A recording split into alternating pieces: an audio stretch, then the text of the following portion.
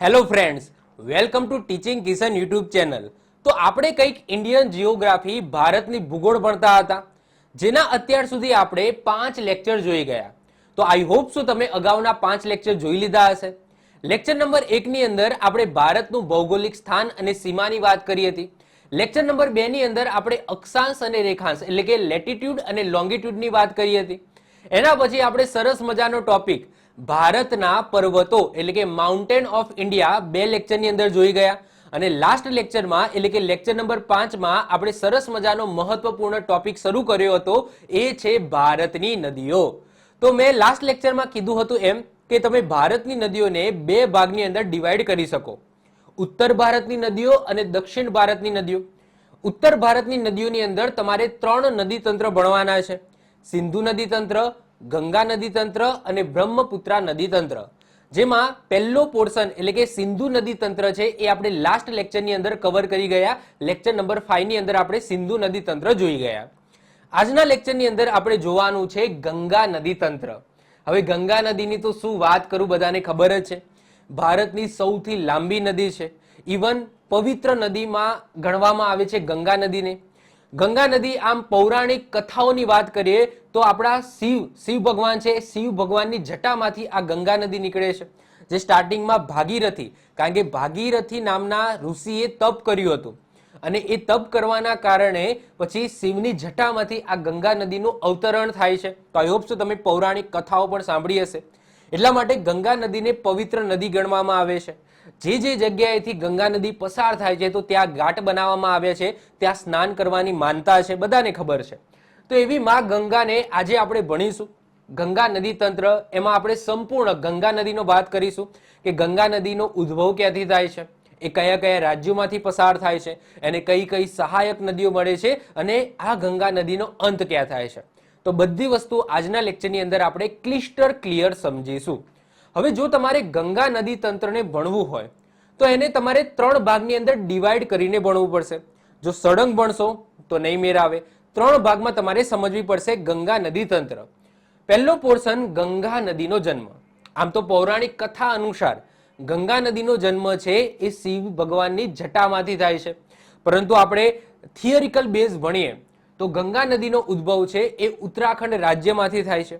અને એ ઉત્તરાખંડ રાજ્યની અંદર પંચપ્રયાગ બનાવે છે અને એ પંચપ્રયાગ પાસે ઘણી બધી તો નહીં પણ 2 નદીઓનો સંગમ થાય છે અને પંચપ્રયાગ બનાવે છે. તો એ પંચપ્રયાગ તમારે સમજવાના રહેશે અને કઈ રીતના ગંગા નદી બને છે તો એ તમારે સમજવાની રહેશે.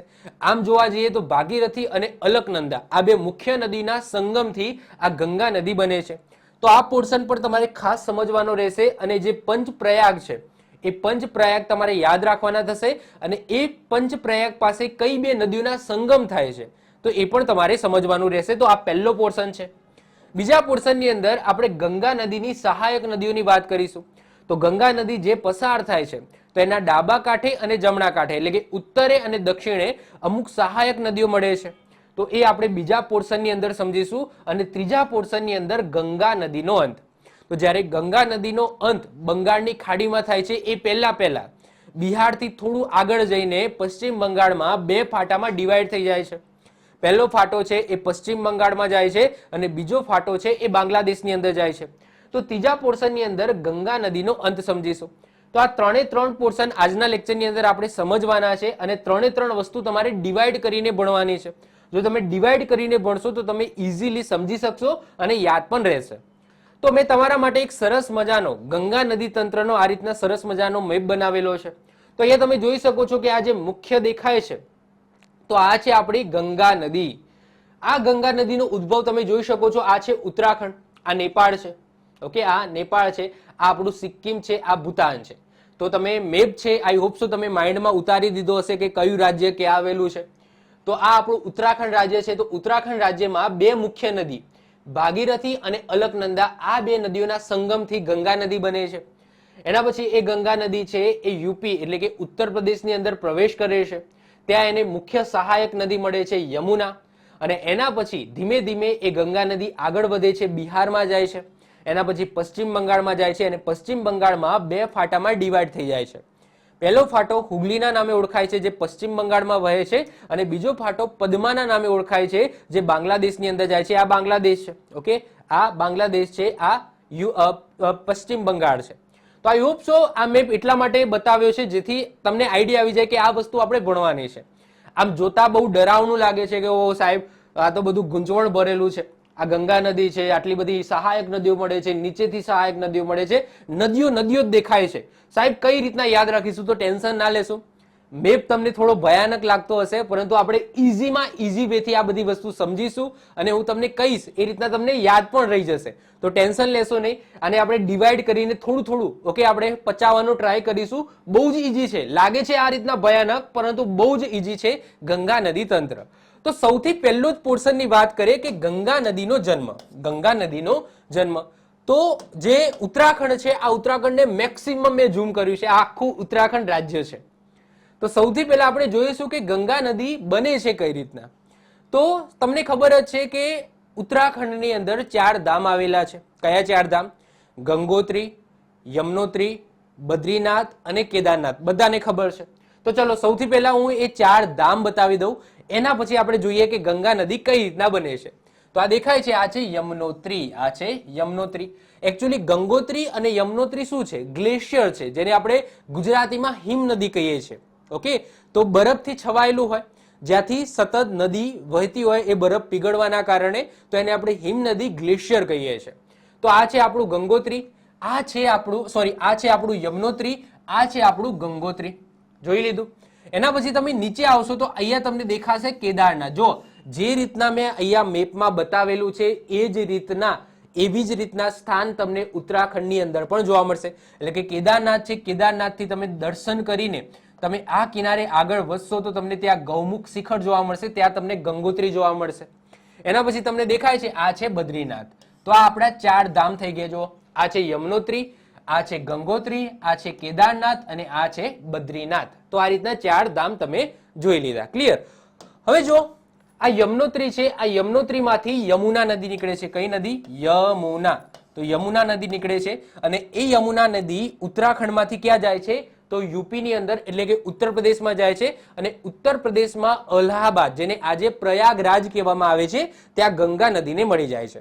તો એ વસ્તુ આપણે પછી જોઈશું. ઓકે, આ યમુના નદીની વાત પછી કરીશું. આપણે મેન જોવાનું છે કે આ ગંગા નદી કઈ રીતના બને છે. ક્લિયર? ચલો, તો ગંગા નદી કઈ રીતના બને છે? તો સૌથી પહેલા વાત કરીએ ગંગોત્રીની. તો અહીંયા ગૌમુખ શિખર આવેલું છે. શું આવેલું છે? ગૌમુખ શિખર. અને આ ગૌમુખ શિખરમાં અહીંયા આવેલું છે ગંગોત્રી. ગૌમુખ શિખર આઈ હોપ સો તમે ઇમેજની અંદર જોયું હશે. તો ગૌમુખ શિખર છે અને ત્યાં નીચે આ રીતના ગુફા જેવું છે અને ત્યાંથી આ ગંગા નદી નીકળે છે. તો ત્યાં ગ્લેશિયર આવેલું છે, જેને આપણે ગંગોત્રી કહીએ છીએ. તો આ ગૌમુખ શિખર ગંગોત્રી ત્યાંથી નીકળે છે ભાગીરથી નદી. કઈ નીકળે છે? ભાગીરથી નદી નીકળે છે. અને એ ભાગીરથી નદી આ રીતના અહીંયાથી આ રીતના અહીંયા પસાર થાય છે. ઓકે, ચલો આટલો પોર્શન સમજી ગયા. હવે આવી જાઓ આ બાજુ. અહીંયા દેખાય છે કેદારનાથ. હવે કેદારનાથ ઘણા લોકો ગયા હશે, ઘણા લોકો નહીં ગયા હોય, પરંતુ ઇમેજની અંદર 100% કેદારનાથ તમે જોયું હશે, વિડીયોની અંદર જોયું હશે. તો કેદારનાથની જસ્ટ બાજુમાંથી એક નદી પસાર થાય છે. આઈ હોપ સો તમે જોઈ હશે.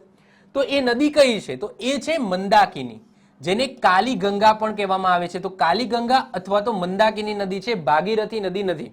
ઘણા બધા લોકોના માઇન્ડમાં એક કન્ફ્યુઝન હોય છે કે ભાઈ કેદારનાથની બાજુમાંથી ગંગા નદી પસાર થાય છે, ભાગીરથી નદી પસાર થાય છે. તો એ ભાગીરથી નદી નથી, એ કઈ છે? મંદાકિની નદી છે, અથવા તો એને કાલી ગંગા નદી કહેવામાં આવે છે. અને આ છે ચોરાબરી શિખર. જો આ કેદારનાથ છે ત્યાંથી તમે આગળ જાઓ તો અહીંયા તમને એક શિખર જોવા મળશે, ચોરાબરી શિખર, અને ત્યાં ગ્લેશિયર આવેલું છે અને ગ્લેશિયરમાંથી આ મંદાકિની એટલે કે કાલી ગંગા નદી નીકળે છે. ક્લિયર? ચલો અહીંયા આવી જાઓ તો અહીંયા તમે જોશો કે આ ગૌમુખ શિખર છે, એથી તમે થોડા જાઓ પૂર્વ બાજુએ તો ત્યાં તમને એક ઉપર પર્વત જોવા મળશે, એ છે સતોપનાથ, જેને સંતોપથ પણ કહેવામાં આવે છે. ત્યાં એક ગ્લેશિયર આવેલું છે. તો સતોપનાથ અથવા તો સંતોપલથ ગ્લેશિયર આવેલું છે, ત્યાંથી એક નદી નીકળે છે, અલકનંદા નદી. અત્યારે હું જે સમજાવું છું એ ખાલી સમજો, એના પછી આ બધી વસ્તુ એક સાથે હું એક્સપ્લેન કરીશ.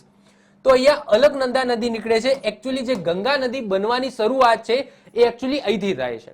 તો અહીંયા એક ગ્લેશિયર આવેલું છે, એ ગ્લેશિયર છે સતોપનાથ, જેને સંતોપલથ ગ્લેશિયર કહેવામાં આવે છે. અને એ ગ્લેશિયરમાંથી નીકળે છે અલકનંદા નદી. કઈ નદી? અલકનંદા નદી. અને એ અલકનંદા નદી છે એ બદ્રીનાથ, જે આપણું 4 ધામમાંનું એક છે બદ્રીનાથ, ત્યાંથી પસાર થાય છે. હવે આ બાજુથી તમે જુઓ કે માના ગ્લેશિયર છે અને આ માના ગ્લેશિયરમાંથી ધૌલી ગંગા નદી નીકળે છે અને એ ધૌલી ગંગા નદી છે એ આ જે અલકનંદા નદી આવે છે એને મળે છે અને એ બે નદીઓના સંગમને વિષ્ણુપ્રયાગ કહેવામાં આવે છે. તો કોઈક વખત તમે ઉત્તરાખંડ જાઓ અને ઉત્તરાખંડની અંદર આ જો 5 પ્રયોગ જોવાનો તમને અવસર મળે તો તમે જોજો, ત્યાં બે નદીઓના આ રીતના સંગમ થતા ક્લિયર જોવા મળશે, જેને અલગ અલગ પ્રયાગના નામે ઓળખવામાં આવે છે. તો જે સતોપનાથ અથવા તો સંતોપલત ગ્લેશિયરમાંથી જે અલકનંદા નદી આવે છે અને એ અલકનંદા નદીને આ જગ્યાએ આ જે ધૌલી ગંગા નદી આવે છે, જે આ બાજુ માના ગ્લેશિયર છે ત્યાંથી આવે છે અને એ બે નદીઓનો સંગમ થાય છે, તો એને શું કહેવામાં આવે છે? વિષ્ણુપ્રયાગ કહેવામાં આવે છે. આ બે નદીઓના સંગમને અલકનંદા જ કહેવામાં આવે છે. અહીંયાથી અલકનંદા અને આ ધૌલી ગંગા આ બંનેનો અહીંયા સંગમ થયો તો આ જગ્યાએ અલકનંદા જ રહે છે. ઇવન છેક સુધી આ દેવપ્રયાગ સુધી આ નદીને અલકનંદા જ કહેવામાં આવે છે, ભલે ગમે એટલી નદીઓ મળે એને કહેવામાં આવે છે અલકનંદા. તો આ મુખ્ય નદી તમે કહી શકો અલકનંદા. તો અલકનંદા અને ધૌલી ગંગા આ બંનેના નદીના સંગમને આ જગ્યાએ અલકનંદા જ કહેવામાં આવે છે. એના પછી આ બાજુ તમને ત્રિશુલ નામનો પર્વત જોવા મળશે અને એ ત્રિશુલ પર્વતમાંથી નંદાકિની નદી નીકળે છે. કઈ નદી? નંદાકિની નદી. અને એ નંદાકિની નદી આ અલકનંદા નદીને મળે છે, અલકનંદા આવે છે એને મળે છે અને એ બે નદીઓના સંગમને કહેવામાં આવે છે નંદપ્રયાગ. શું કહેવામાં આવે છે? નંદપ્રયાગ. આ રીતના યાદ રાખી શકો, નંદાકિની, નંદપ્રયાગ. ઓકે, ઇઝીલી યાદ રહી જશે, નંદાકિની, નંદપ્રયાગ. એના પછી તમે જુઓ અહીંયા એક મેં લખેલું છે નંદાદેવી. તો નંદાદેવી યાદ કરો, આપણે ભારતના પર્વતો જોઈ ગયા હતા તો એની અંદર મેં તમને કીધું હતું કે ભારતનું 3જા નંબરનું સૌથી ઊંચું શિખર છે નંદાદેવી. પહેલા નંબરનું કેટુ છે, બીજા નંબરનું છે કંચનજંગા જે તમને સિક્કિમમાં જોવા મળશે અને 3જા નંબરનું ઉત્તરાખંડની અંદર આવેલું છે એ છે નંદાદેવી. તો એ પણ તમને આ જગ્યાએ જોવા મળશે ત્રિશુલ પર્વતની બાજુમાં. ત્રિશુલની પણ મેં વાત કરી હતી, આઈ હોપ સો તમને યાદ હશે. તો ત્યાંથી નંદાકની નદી નીકળે છે જે અલકનંદા નદીને મળે છે, ત્યાં નંદપ્રયાગ બનાવે છે. એના પછી આ જગ્યાએ પણ એ નદીને અલકનંદા જ કહેવામાં આવે છે. આખી જે મુખ્ય નદી છે એને અલકનંદા જ કહેવામાં આવે છે. આગળ વધે છે, અહીંયા આવેલું છે પિંડારી ગ્લેશિયર અને આ પિંડારી ગ્લેશિયરમાંથી પિંડારી નદી નીકળે છે અને આ પિંડારી નદી અહીંયાથી જે અલકનંદા નદી આવે છે એને મળે છે અને ત્યાં બનાવે છે કર્ણપ્રયાગ. શું બનાવે છે? કર્ણપ્રયાગ બનાવે છે. એના પછી પણ આ જે નદી છે એને અલકનંદા જ કહેવામાં આવે છે અને અહીંયાથી મેં હમણાં વાત કરી એમ કે કેદારનાથથી થોડા આગળ જાઓ તો ત્યાં ચોરાબરી શિખર આવેલો છે અને ત્યાંથી મંદાકિની અથવા તો કાલી ગંગા નદી નીકળે છે અને એ નદી અહીંયાથી જે અલકનંદા નદી આવી એને મળે છે અને ત્યાં બનાવે છે રુદ્રપ્રયાગ. શું બનાવે છે? રુદ્રપ્રયાગ. એના પછી પણ મંદાકિની અને અલકનંદાના સંગમને પણ શું કહેવામાં આવે છે? અલકનંદા જ કહેવામાં આવે છે અને એ અલકનંદા નદીને અહીંયાથી મેં વાત કરી એમ કે ગંગોત્રી, જે ગૌમુખ શિખરમાં જે ગ્લેશિયર આવેલું છે ગંગોત્રી, જ્યાંથી ભાગીરથી નદી નીકળે છે અને એ ભાગીરથી નદી એ આ અલકનંદા નદીને મળે છે અને ત્યારે બને છે આપણી ગંગા નદી. એટલા માટે કહેવાય છે કે બે મુખ્ય નદી, એક અલકનંદા નદી જે સતોપનાથ સંતોપલત ગ્લેશિયરમાંથી નીકળે છે, આ અલકનંદા નદી આવે છે અહીંયા અને અહીંયાથી આવે છે ગંગોત્રીમાંથી ભાગીરથી નદી અને આ બંનેનો સંગમ અહીંયા થાય છે જે આ દેવપ્રયાગ કહેવામાં આવે છે અને ત્યાંથી આ ગંગા નદી બને છે. ક્લિયર? તો જો આ જે 5 પ્રયાગ છે, જો આ 5 પ્રયાગની વાત કરું તો અહીંયા દેખાય છે આ 1 પ્રયાગ, આ 2 પ્રયાગ, આ 3, 4 અને 5. આ 5 પ્રયાગ તમારે યાદ રાખવાના છે. એક્ઝામની અંદર એવું પૂછાઈ જાય કે ભાઈ નંદ પ્રયાગમાં કઈ બે નદીઓનો સંગમ થાય છે? તો એક તો કોમન છે, જો અહીંયા બધામાં એક નદી તો કોમન છે, કઈ? અલકનંદા. તો અલકનંદા તમને 5 પ્રયાગમાં જોવા મળશે. વિષ્ણુ પ્રયાગમાં પણ અલકનંદા છે, નંદમાં પણ અલકનંદા છે, કર્ણમાં પણ અલકનંદા છે, પછી અહીંયા રુદ્રમાં પણ અલકનંદા છે અને દેવમાં પણ અલકનંદા છે. તો 5 પ્રયાગની અંદર એક કોમન છે, એ છે અલકનંદા. એ અલકનંદાને ધૌલી ગંગા મળે તો વિષ્ણુ પ્રયાગ બનશે, નંદાકિની મળશે તો નંદ પ્રયાગ બનશે, પિંડારી મળશે તો કર્ણપ્રયાગ મળશે, મંદાકિની અથવા તો કાલી ગંગા નદી મળશે તો રુદ્રપ્રયાગ બનશે અને ભાગીરથી નદી મળશે તો દેવપ્રયાગ બનશે. તો આ ભાગીરથી અને અલકનંદાના સંગમથી શું બને છે? તો આપણી ગંગા નદી બને છે અને એ ગંગા નદી પછી આ દેખાય છે આ બોર્ડર, તો આ ઉત્તરાખંડની બોર્ડર છે, પછી યુપી એટલે કે ઉત્તર પ્રદેશ શરૂ થઈ ગયું. તો એ પછી ઉત્તર પ્રદેશમાં જાય છે અને ઉત્તર પ્રદેશમાં આ રીતના વહે છે, હમણાં મેં મેપ બતાવ્યો તો એ રીતના. એને પછી આગળ જતા યમનોત્રીમાંથી નીકળતી યમુના નદી મળે છે, જે ક્યાંથી નીકળે છે? બંદરપૂછ. ક્યાંથી નીકળે છે? બંદરપૂછ પર્વત છે, ત્યાં એક ગ્લેશિયર આવેલું છે યમનોત્રી, અને ત્યાંથી યમુના નદી નીકળે છે. અને એ યમુના નદી આ ગંગા નદીને ક્યાં મળે છે? તો યુપીની અંદર અલ્હાબાદ, જે આજે પ્રયાગરાજ કહેવામાં આવે છે, એ જગ્યાએ યમુના નદીને મળે છે. તો આ વસ્તુ તમારે સમજવાની છે. ગંગા નદીનો જન્મ, ગંગા નદીનો જન્મ કઈ રીતના થાય છે, કઈ રીતના ગંગા નદી બને છે. તો એક્ઝામની અંદર મેં તમને કીધું એમ કે તમને જો પૂછાશે ગંગા નદીના જન્મમાંથી, તો તમને પ્રયાગને લઈને ક્વેશ્ચન પૂછાશે. તો એ જ વસ્તુ અહીંયા મેં કોષ્ટકમાં પણ બતાવેલી છે. આપણે થિયરિકલ પણ થોડું વાંચી જઈએ. તો ગંગા નદીના ઉદ્ગમની વાત કરીએ તો ઉત્તરાખંડમાં કેદારનાથ ધામની ઉત્તરે આ કેદારનાથ ધામ છે. આ કેદારનાથ ધામથી તમે ઉપર જાઓ તો ત્યાં તમને ગૌમુખ શિખર જોવા મળશે, અને એ ગૌમુખ શિખરમાં ગંગોત્રી નામનું ગ્લેશિયર આવેલું છે, અને એ ગંગોત્રી ગ્લેશિયરમાંથી ભાગીરથી નદી નીકળે છે. અને વાત કરીએ કે બદ્રીનાથની ઉપર, તો આ બદ્રીનાથ છે, આ બદ્રીનાથની ઉપર સતોપનાથ અથવા તો સતોપપંથ ગ્લેશિયર આવેલું છે, ત્યાંથી અલકનંદા નદી આવે છે, અને આ બે નદીઓનો સંગમ થાય છે ત્યારે આપણી ગંગા નદી બને છે. અને અલકનંદાની વાત કરીએ તો આ અલકનંદાને બીજી નદીઓ મળવાથી શું બનાવે છે? પ્રયાગ બનાવે છે, જેને પંચ પ્રયાગ તરીકે ઓળખવામાં આવે છે. તો એ મેં કોષ્ટક આપેલું છે, જેમાં મેં વાત કરી એમ કે અલકનંદા નદી છે એ બધામાં કોમન છે. અલકનંદાને ધૌલી ગંગા મળે ત્યાં વિષ્ણુ પ્રયાગ બને છે, નંદાકિની મળે ત્યાં નંદ પ્રયાગ બને છે, પિંડારી મળે ત્યાં કર્ણ પ્રયાગ બને છે, મંદાકિની મળે ત્યાં રુદ્રપ્રયાગ બને છે, અને ભાગીરથી નદી મળે ત્યાં દેવપ્રયાગ બને છે. તો આઈ હોપ સો આ જે પ્રયાગ છે એ તમારે ખાસ કરીને યાદ રાખવાના છે. ક્લિયર? હવે આગળ વધીએ અને વાત કરીએ બીજો પોર્શન, એટલે કે ગંગા નદીની સહાયક નદીઓ. તો તમે અહીંયા જોઈ શકો છો કે આ આપણી ગંગા નદી છે, એને ઉત્તરે અને દક્ષિણેથી ઘણી બધી સહાયક નદીઓ મળે છે. તો હવે આપણે સૌથી પહેલા મેપની અંદર સમજી લઈએ કે ગંગા નદીને કઈ કઈ સહાયક નદીઓ મળે છે, અને એના પછી આપણે થિયરિકલ જઈશું. તો સૌથી પહેલા અહીંયા તમે જોઈ શકો છો કે આ છે ઉત્તરાખંડ. તો ઉત્તરાખંડમાં આપણે ગંગાના જન્મની વાત કરી તો ત્યાં મેં મુખ્ય બે નદીઓ કીધી હતી કે એક છે અલકનંદા અને બીજી છે ભાગીરથી. તો ભાગીરથી અને અલકનંદાના સંગમથી દેવપ્રયાગે સંગમ થાય છે, અને ત્યાંથી આપણે આ ગંગા નદી બને છે. તો આ ગંગા નદી છે, આ જે મેન ફાટો તમને દેખાય છે આ છે આપણી ગંગા નદી. ગંગા નદીની બાજુમાં જ તમને યમુના નદી જોવા મળશે. તો એની વાત પણ હમણાં આપણે કરી કે ત્યાં બંદરપૂછ કરીને એક પર્વત હતો, અને ત્યાં આવેલું છે યમનોત્રી નામનું ગ્લેશિયર, અને એ યમનોત્રી ગ્લેશિયરમાંથી યમુના નદી નીકળે છે, અને એ યમુના નદી આગળ વધે છે, એટલે કે ઉત્તરાખંડમાંથી યુપીમાં જાય છે, અને યુપીમાં અલ્હાબાદ એટલે કે પ્રયાગરાજ પાસે, જૂનું નામ છે અલ્હાબાદ, અત્યારે એનું નામ ચેન્જ થઈ ગયું છે, પ્રયાગરાજ કહેવામાં આવે છે, એ જગ્યાએ ગંગા નદીને મળી જાય છે. ગંગા નદીની અંદર સમાઈ જાય છે આ યમુના નદી. તો તમે કહી શકો કે ગંગા નદીની મુખ્ય સહાયક નદી કઈ છે? તો એ છે આ યમુના નદી. ક્લિયર? ચલો હવે આપણે વન બાય વન ગંગા નદીની જે સહાયક નદીઓ છે એની વાત કરીએ. તો સૌથી પહેલા જ વાત કરીએ રામગંગા. તો આ રામગંગા નદી છે એ પણ ઉત્તરાખંડમાંથી જ નીકળે છે. આ રામગંગાની બાજુમાં જ ભારતનું પ્રથમ નેશનલ પાર્ક, હેલી નેશનલ પાર્ક, જેને આજે આપણે જીમ કોર્બેટ નેશનલ પાર્ક કહીએ છીએ, એ આવેલું છે. આ યાદ રાખજો, એટલા માટે આ મહત્વપૂર્ણ નદી છે.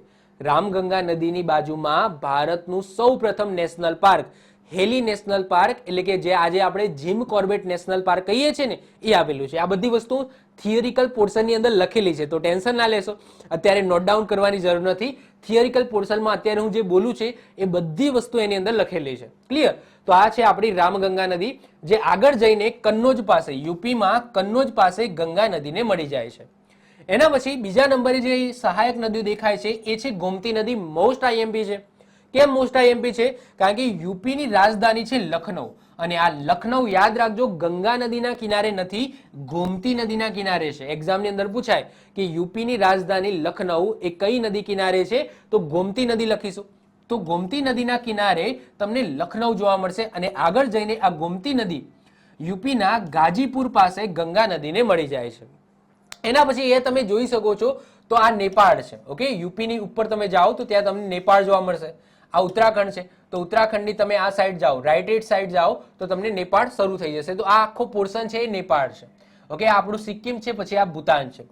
તો નેપાળ અને ભારત અથવા તો તમે કહી શકો કે ઉત્તરાખંડ અને નેપાળની બોર્ડરેથી એક નદી આવે છે જેને કહેવામાં આવે છે કાલી, જેનું એક બીજું પણ નામ છે એ છે શારદા, જે અહીંયા મિલામ, આ નેપાળની અંદર મિલામ નામનું ગ્લેશિયર છે અને આ મિલામ નામના ગ્લેશિયરમાંથી આ કાલી અથવા તો શારદા નદી આવે છે.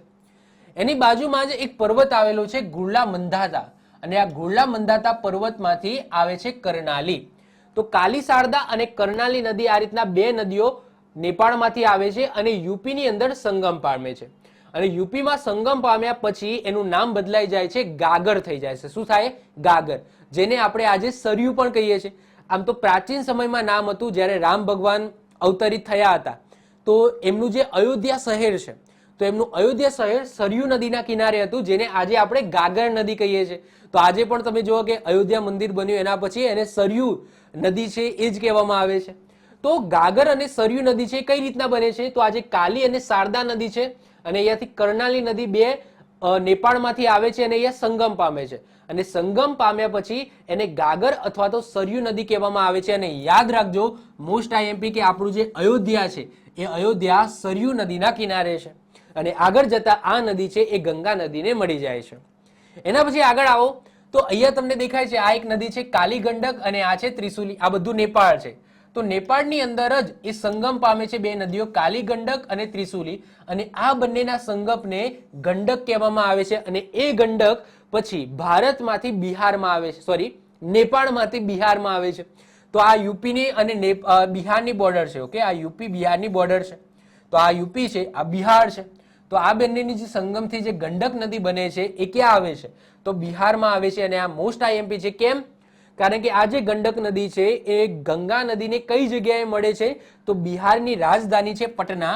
આ પટના પાસે આ ગંડક નદી છે એ ગંગા નદીને બને છે.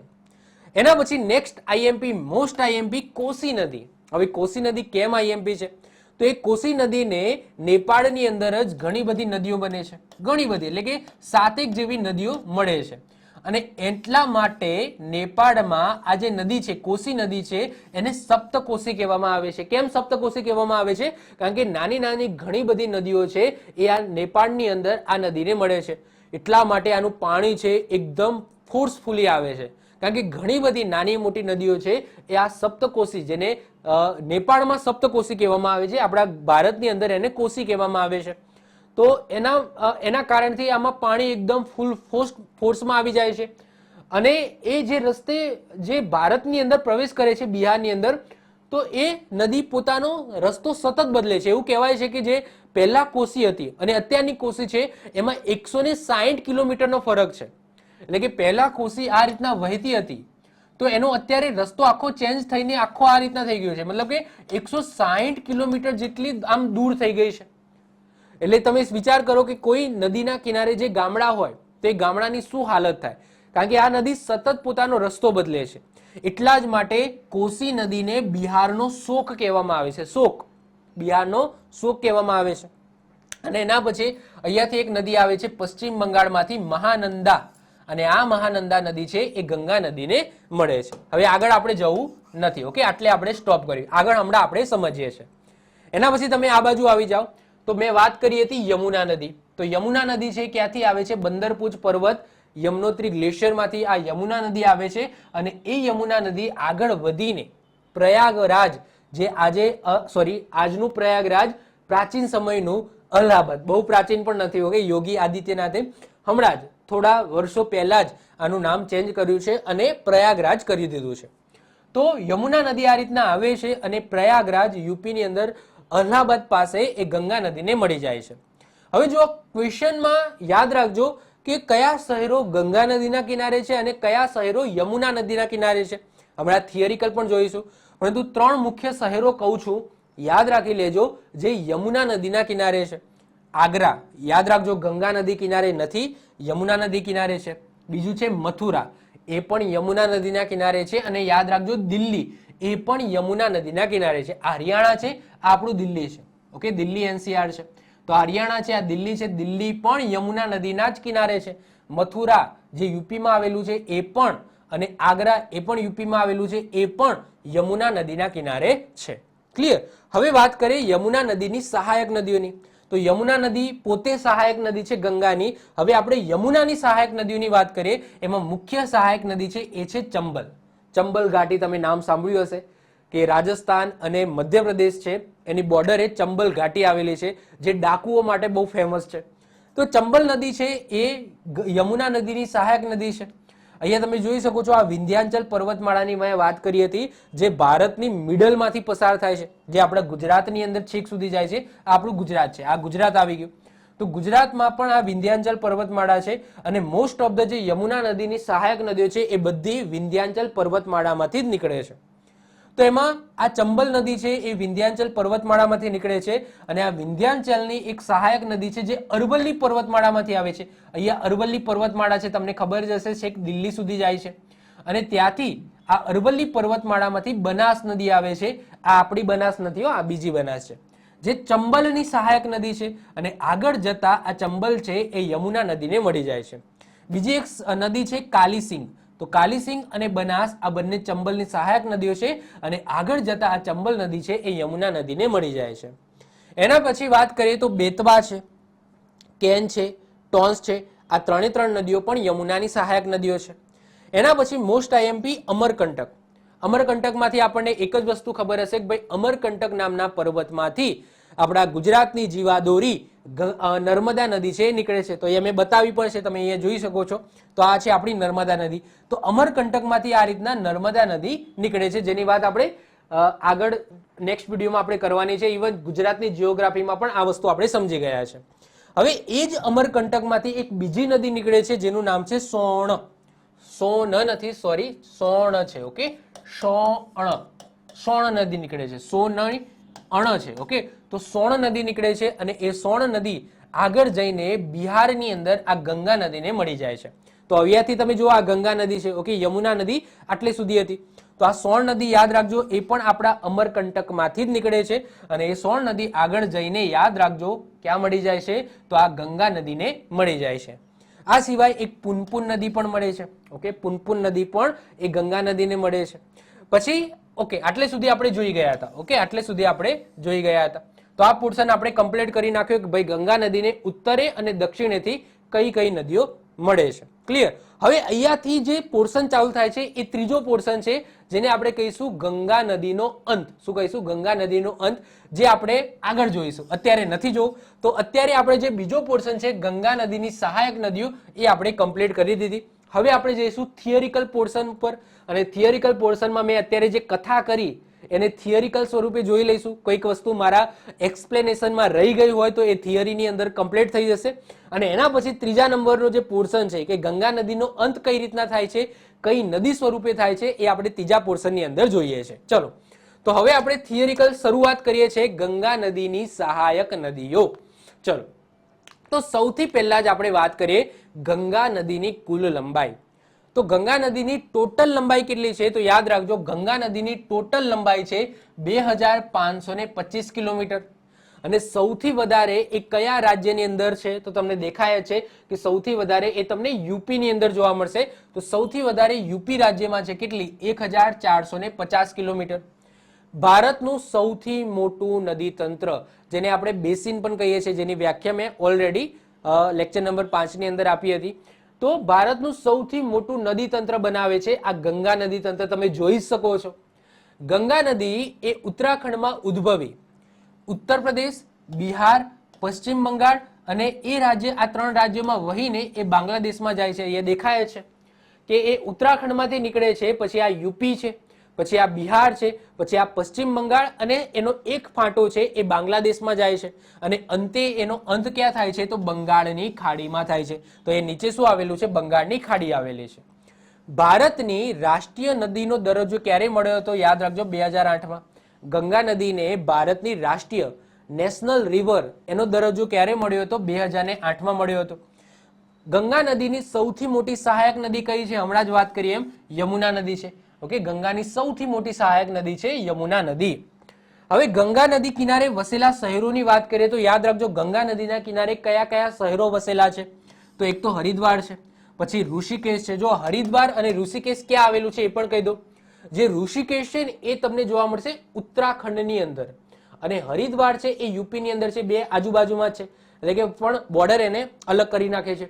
તો ઋષિકેશ યાદ રાખજો એ ઉત્તરાખંડમાં છે. પછી બોર્ડર ક્રોસ કરીને તમે યુપીમાં આવો તો અહીંયા તમને હરિદ્વાર જોવા મળશે. પછી કાનપુર છે, તો કાનપુર એ તમને બતાવું છું, એ આગળ બતાવીશ. ચલો, કાનપુર છે, પછી પ્રયાગરાજ છે, વારાણસી છે, પટના છે, આ બધા તમને ક્યાં જોવા મળશે? ગંગા નદીના કિનારે જોવા મળશે. ચલો અહીંયા જ બતાવી દઉં છું. તો અહીંયા તમે દેખો, આ છે ઋષિકેશ. ઓકે, તો આ ઋષિકેશ છે ગંગા નદી કિનારે છે. પછી અહીંયા હરિદ્વાર તમને જોવા મળશે, એ પણ ગંગા નદી કિનારે છે, પરંતુ આ યુપીમાં છે. એના પછી કન્નૌજ તો છે જ. પછી કાનપુર યાદ રાખજો, બહુ જ ફેમસ શહેર છે યુપીનું કાનપુર. એના પછી અહલાબાદ, એ તો મેં વાત કરી એમ. પછી વારાણસી છે, પછી પટના છે. તો આ બધા જે શહેરો છે એ ક્યાં આવેલા છે? ગંગા નદીના કિનારે આવેલા છે. હવે ગંગા નદીને ડાબી બાજુથી કઈ કઈ સહાયક નદીઓ મળે છે? તો રામગંગા છે, ગોમતી છે, શારદા છે, સરયુ છે, ગંડક છે, કોસી છે, મહાનદી છે. આ બધી ડાબી બાજુની એટલે કે ઉપરની બાજુની સહાયક નદીઓ છે, એટલે કે ઉત્તરની સહાયક નદીઓ છે. અને જમણી બાજુની એટલે કે દક્ષિણેથી મળતી સહાયક નદીની વાત કરીએ તો એમાં સૌથી મુખ્ય છે યમુના.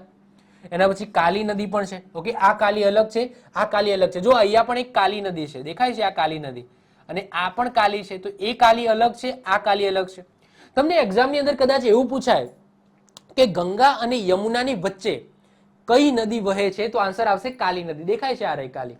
ચલો મોટા મેપમાં બતાવું તો અહીંયા તમે જોઈ શકો, આ કાલી નદી છે જે ગંગા અને યમુનાની વચ્ચેથી આ રીતના પસાર થાય છે, અને અંતે પછી એનો અંત ગંગા નદીમાં થઈ જાય છે. તો કદાચ એવું પૂછાય તો તમે લખી શકો છો. તો યમુના, કાલી, સોણ, પુનપુન અને દામોદર, તો આ બધી જે નદીઓ છે એ જમણી બાજુની સહાયક નદીઓ છે, જેની વાત હમણાં આપણે કરીશું. હવે જે પણ સહાયક નદીઓ છે એમાંથી જે પણ મહત્વપૂર્ણ, જે એક્ઝામ પોઈન્ટ ઓફ વ્યૂથી મહત્વપૂર્ણ હોય અને જેમાંથી ક્વેશ્ચન નીકળતા હોય એવી નદીઓ આપણે જોઈએ. તો ડાબી બાજુથી સહાયક નદીઓમાં સૌથી પહેલી જ આવશે રામગંગા. કહા હે રામગંગા? તો ये रही रामगंगा. તો આ છે આપણું ઉત્તરાખંડ. તો આ ઉત્તરાખંડ, યુકે એટલે ઉત્તરાખંડ. તો ઉત્તરાખંડમાંથી જ આપણી રામગંગા છે એનો ઉદ્ભવ થાય છે, અને જે યુપીમાં કન્નૌજ પાસે ગંગા નદીમાં અંત થાય છે. તો કુમાઉ હિમાલયના ગઢવાલ વિસ્તારમાંથી નીકળે છે અને યુપીમાં કન્નૌજ પાસે ગંગા નદીને મળે છે. આ નદીમાંથી એક વસ્તુ તમારે ખાસ યાદ રાખવાની છે કે આ નદીના કિનારે ભારતનું સૌપ્રથમ નેશનલ પાર્ક, હેલી નેશનલ પાર્ક, જે આજે આપણે જીમ કોર્બેટ નેશનલ પાર્ક તરીકે ઓળખીએ છીએ, એ આવેલું છે. ક્લિયર? આ મોસ્ટ આઈએમપી છે, યાદ રાખી લઈશું. બીજા નંબરની છે ગોમતી. તો ગોમતી ક્યાં છે? તો યુપીની અંદરથી જ ઉદ્ભવે છે આ ગોમતી નદી, અને આ જે આપણું ગંગા નદી છે એમાં ગાજીપુર પાસે એનો અંત થઈ જાય છે. તો ઉત્તર પ્રદેશના ફુલહર તળાવમાંથી નીકળે છે અને ગાજીપુર પાસે ગંગા નદીને મળે છે. આ નદીમાંથી એક વસ્તુ ખાસ યાદ રાખીશું કે યુપીની રાજધાની છે લખનઉ, એ ગોમતી નદીના કિનારે છે. યાદ રાખજો, ગંગા નદી કિનારે નથી, ગોમતી નદીના કિનારે છે. એના પછી નેક્સ્ટ આગળ વાત કરીએ કાલી અથવા તો શારદા. તો એ દેખાય છે, આ છે કાલી અથવા તો શારદા નદી. તો નેપાળમાં આવેલા મિલામ નામનું ગ્લેશિયર છે, આ મિલામ ગ્લેશિયરમાંથી નીકળે છે, નેપાળ અને ભારતની બોર્ડર ઉપર વહે છે, અને આ નદીને યુપીમાં કર્ણાલી નદી મળે છે. ઓકે, આ દેખાય છે આ કર્ણાલી નદી, એ પણ નેપાળમાંથી જ આવે છે, અને યુપીની અંદર એ બે નદીઓનો સંગમ થાય છે. અને એ બે નદીઓના સંગમથી ઘાઘર, જે પ્રાચીન સમયમાં સરયુ પણ કહેવાતી હતી, તો ઘાઘર અથવા તો સરયુ નદી બનાવે છે, અને એ જ સરયુ નદી એટલે કે એ જ ઘાઘર નદીના કિનારે આપણા રામ ભગવાનનું ગામ અયોધ્યા શહેર આવેલું છે. ક્લિયર? તો આપણે યાદ રાખીશું. એના પછી આગળ વાત કરીએ, ચોથા નંબરે છે ગંડક. તો આ છે આપણી ગંડક. તો નેપાળ હિમાલયમાં ધૌલીગીરી અને માઉન્ટ એવરેસ્ટની વચ્ચેથી નીકળે છે. ઓકે, અને કાલી ગંડક અને ત્રિશુલી નદીના સંગમથી બને છે. જો, તો કાલી ગંડક અને ત્રિશુલી આ બંને નદીઓ છે એ નેપાળની અંદર સંગમ પામે છે અને ગંડક નદી બનાવે છે. અને એ ગંડક નદી પછી બિહારમાં જાય છે, અને બિહારમાં ગંગા નદીને કઈ જગ્યાએ મળે છે? તો યાદ રાખજો, બિહારની રાજધાની છે પટના, અને પટના પાસે, પટના નથી, ઓકે, પટના છે, પટના. તો પટના પાસે ગંગા નદીને મળે છે. ક્લિયર? ચલો, એના પછી પાંચમા નંબરે આવશે કોસી. કોસી જે બિહારનો શોક કહેવામાં આવે છે. કેમ કહેવામાં આવે છે એ જોઈએ. તો નેપાળમાં સાત ધારા એટલે કે સાત નાની નાની નદીઓના સંગમથી આ સપ્તકોશી બને છે. નેપાળમાં એને સપ્તકોશી કહેવામાં આવે છે અને ભારતમાં એને કોશી કહેવામાં આવે છે. હવે કેમ સપ્તકોશી કહેવામાં આવે છે? કારણ કે અલગ અલગ 7 ધારા, 7 નાની નાની નદીઓના સંગમથી આ નદી બને છે. કઈ કઈ 7 નદીઓ જે યાદ રાખવાની નથી? ઓકે, સુનકોશી, તાંબાકોશી, દૂધકોશી, તલખુ, અરુણ. અરુણ યાદ રાખજો. કેમ અરુણ યાદ રાખીશું? કારણ કે જ્યારે આ સપ્તકોશીની શરૂઆત થાય છે તો એ શરૂઆતનું નામ એનું અરુણ હોય છે. મતલબ કે આ જે મુખ્ય ધાર છે તો આ રીતના છે, અહીંયાથી આ રીતના 7 નદીઓ બને છે. તો આ જે મુખ્ય ધાર છે ને જેથી એ નીકળે છે ત્યારે એનું નામ હોય છે અરુણ. શું હોય છે? અરુણ હોય છે. તો અરુણ આપણે યાદ રાખીશું. પછી તામુર છે અને ભાટિયા, આ જે 7 નદીઓ છે એના સંગમથી આ સપ્તકોશી નદી બને છે. તેથી એને નેપાળમાં સપ્તકોશી કહેવામાં આવે છે, જેની મુખ્ય ધાર યાદ રાખજો, મેં હમણાં વાત કરી એમ અરુણના નામે ઓળખાય છે. આ નદી બિહારમાં સતત માર્ગ બદલે છે. કેમ? કારણ કે 7 નદીઓના સંગમથી ફોર્સફુલી પાણી લાવે છે અને કહેવાય છે કે 160 કિલોમીટર જેટલી એ અત્યારથી જે મુખ્ય માર્ગ હતો ત્યાંથી ભટકી ગઈ છે અને એના કારણે જે આજુબાજુના જે ગામડાઓ છે એમાં પાણી કરી નાખે છે, પૂર લાવે છે અને એના કારણે જ બિહારનો શોક કહેવામાં આવે છે આ કોશી નદીને. ક્લિયર? તો આપણે યાદ રાખીશું. એના પછી નેક્સ્ટ આવે છે મહાનંદા. તો મહાનંદાની વાત કરીએ તો આ છેલ્લી નદી છે જે ઉત્તરેથી ગંગાને મળે છે. તો મહાનંદા નદી એ પશ્ચિમ બંગાળના દાર્જિલિંગ પાસેથી નીકળે છે. પશ્ચિમ બંગાળમાં અહીંયા દાર્જિલિંગ આવેલું છે અને દાર્જિલિંગ પાસેથી આ મહાનંદા નદી નીકળે છે, જે ગંગાને ડાબા કિનારે મળતી અંતિમ નદી છે, જે પશ્ચિમ બંગાળમાં ફરક્કા પાસે ગંગા નદીને મળે છે. ઓકે, પશ્ચિમ બંગાળમાં જઈને ફરક્કા પાસે એ ગંગા નદીને મળી જાય છે. હવે વાત કરીએ જમણી બાજુએથી મળતી સહાયક નદીઓ. તો ઉત્તરેથી મળતી એટલે કે ડાબા કાંઠે મળતી સહાયક નદીઓની આપણે વાત કરી લીધી, જે પણ મહત્વપૂર્ણ હતી, જેમાંથી તમારે યાદ રાખવાનું હતું એ બધી વસ્તુ મેં કહી દીધી. હવે વાત કરીશું કે જમણા કાંઠેથી મળતી એની સહાયક નદીઓ. એમાં સૌથી મુખ્ય છે એ છે આપણી યમુના નદી. તો યમુના નદીની વાત કરીએ તો ઉત્તરાખંડમાં આવેલા બંદરપુચ શ્રેણીમાં આવેલા યમનોત્રી ગ્લેશિયરમાંથી આપણી યમુના નદી નીકળે છે. એનો અંત ક્યાં થાય છે? તો ઉત્તર પ્રદેશમાં પ્રયાગરાજ, આજનું પ્રયાગરાજ, પ્રાચીન સમયનું અલ્હાબાદ પાસે આ ગંગા નદીને મળે છે. ટોટલ લંબાઈની વાત કરીએ યમુના નદીની તો 1375 કિલોમીટર છે. ગંગાની સૌથી મોટી સહાયક નદી છે, દેખાય છે.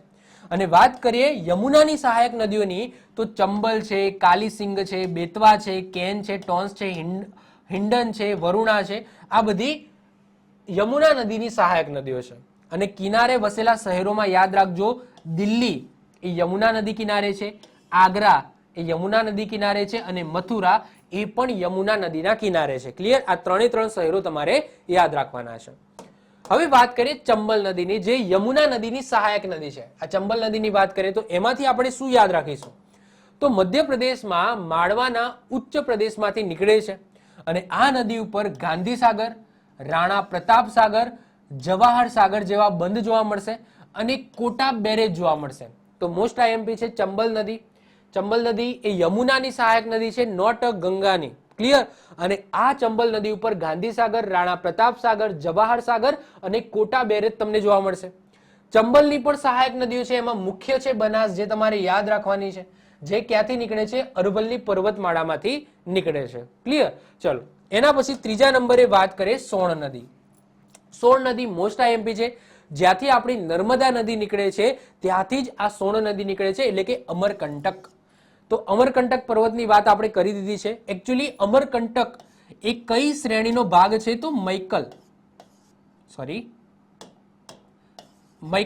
ઓકે, તો મૈકલ શ્રેણીનું સૌથી ઊંચું શિખર છે અમરકંટક. એટલા જ માટે આપણી જે નર્મદા નદી છે એને મૈકલ કન્યા કહેવામાં આવે છે. આ બધી વસ્તુ આપણે જે પર્વતોની વાત છે એ આપણે ઓલરેડી 2 લેક્ચરની અંદર જોઈ ગયા છે. તો અમરકંટકમાંથી નર્મદા નદી નીકળે છે, ત્યાંથી જ સોણ નદી પણ નીકળે છે. તો એ આપણે યાદ રાખીશું. તો અમરકંટકમાંથી નર્મદા નદીના ઉદ્ગમ સ્થાન પાસેથી નીકળે છે, જે બિહારમાં પટના પાસે ગંગા નદીને મળે છે. આ નદીની રેતી પીળા રંગની હોવાથી આમ સોનાની જેમ ચમકે છે અને એટલા જ માટે એને સોણ કહેવામાં આવે છે. ક્લિયર? તો આ સોણ કહેવા પાછળનું પણ કારણ છે કે એની જે રેતી છે, ઓકે, જે આજુબાજુ પાથરે છે એ આમ પીળા રંગની હોય છે, એટલે કે સોના માફક ચમકે છે અને એના કારણે જ આ નદીનું નામ કેવું પડ્યું છે? સોણ પડ્યું છે. એના પછી નેક્સ્ટ વાત કરીએ દામોદર. દામોદર પણ મુખ્ય નદી છે અને મોસ્ટ આઈએમપી છે. કેમ? જે રીતના કોસી નદી છે એને બિહારનો શોક કહેવામાં આવે છે, એ જ રીતના દામોદર નદીને પશ્ચિમ બંગાળનો શોક કહેવામાં આવે છે. ક્લિયર? તો જે વસ્તુ કોસી નદી બિહારમાં કરતી હતી એ જ વસ્તુ દામોદર નદી છે એ પશ્ચિમ બંગાળમાં કરે છે. દામોદર ક્યાં છે એ જોઈ લો. તો આ રહી દામોદર, એટલે કે આટલે સુધી આપણે ભણી ગયા હતા ને. હવે દામોદર નદીની વાત કરીએ તો દામોદર નદી છે એ ઝારખંડમાંથી નીકળે છે. તો ઝારખંડમાંથી આ રીતના દામોદર નદી નીકળે છે અને પશ્ચિમ બંગાળમાં જાય છે અને પશ્ચિમ બંગાળમાં હુગલી નદીને મળે છે, જે એકચ્યુઅલી કઈ નદી છે? ગંગા નદી છે, જે આપણે અંતમાં હમણાં સમજીએ છીએ. પરંતુ એજ ઓફ નાઉ આપણે આ દામોદર નદીને સમજીએ.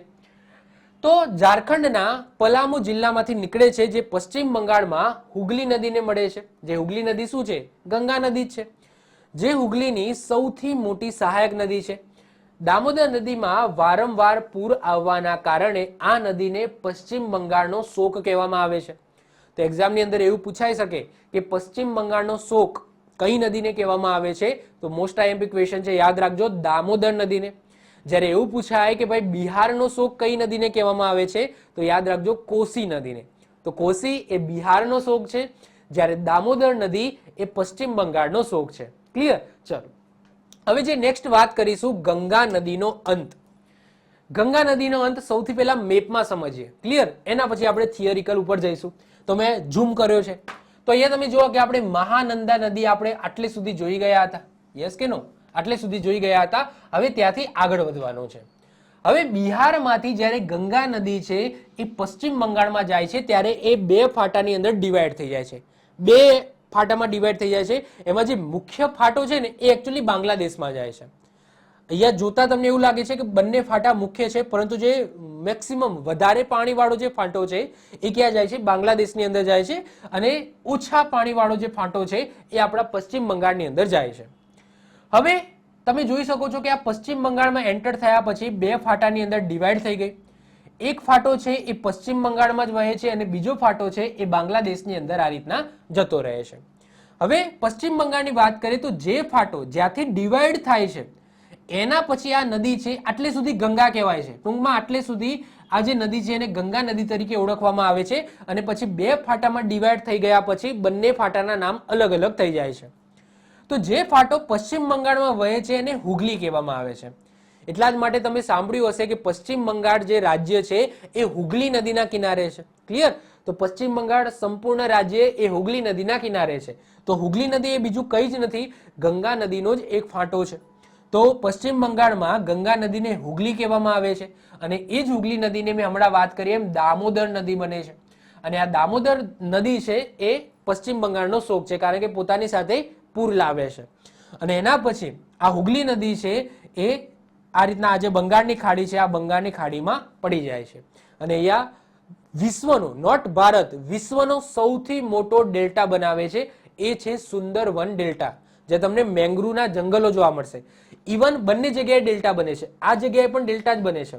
ઓકે, એટલે કે આ બાંગ્લાદેશની અંદર જાય છે તો આખો સુંદરવન ડેલ્ટા કહેવામાં આવે છે. આ ભાગને જ નહીં, આ સંપૂર્ણ ભાગ છે એને સુંદરવન ડેલ્ટા કહેવામાં આવે છે, જે વિશ્વનો સૌથી મોટો ડેલ્ટા છે. હવે ડેલ્ટાનો મતલબ શું થાય, શું છે એ તમને કહી દઉં કે જ્યારે પણ કોઈ નદી છે એનો અંત થવાનો હોય, એ દરિયાને મળવાની હોય, ત્યારે નાની નાની શાખાઓની અંદર એ ડિવાઈડ થઈ જાય. એટલે કે આ સમજી લો કે મુખ્ય નદી છે, આ મુખ્ય નદી જ્યારે એનો અંત થવાનો હોય ત્યારે નાની નાની શાખાની અંદર આ રીતના ડિવાઈડ થઈ જશે અને એનો અંત થશે.